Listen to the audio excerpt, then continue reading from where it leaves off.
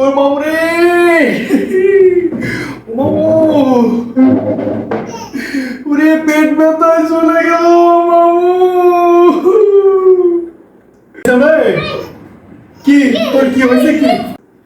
আরে কি হবে, ওরে ডাক্তার বলেছে আমার এই পিত্তথলিতে বলে পাথর হয়েছে, ব্যস্ত চলো হাসপাতালে যাওয়া লাগবে, তাড়াতাড়ি চলো মামু।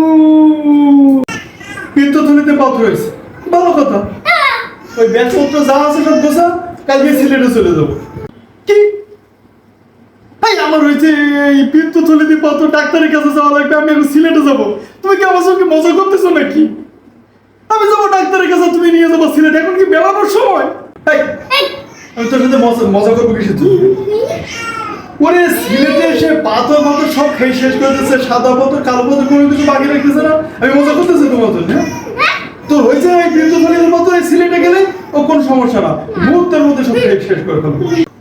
ওরে মামু, তুমি এখন কেন মজা করতেছো?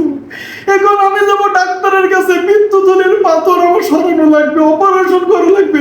তুমি টানে নিচ্ছ সিলেটে, আমি এখন সিলেটে যাই করবোটা কি? ওরে ছেলে, তোর পিত্তথলিতে কি বস্তা বস্তা পাথর হয়েছে না?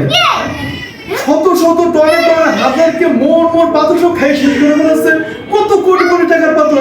আর তোর পিত্তথলিতে কোন জায়গায় হয়েছে দুটো পাথর, তুই এত চিন্তা করতেছিস কিসের জন্য? ওই যাওয়ার সাথে সাথে দেখবি ওই পাথর খেকো যারা আছে মুহূর্তের মধ্যে তোর পাথর মতো সব খেয়ে শেষ করে ফেলবে। কি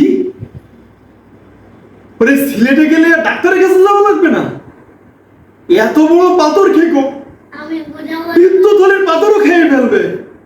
ওরে বাবু, ও জায়গায় তো শুধু পাথর না, ও তো আমার শুদ্ধ খেয়ে ফেলবে।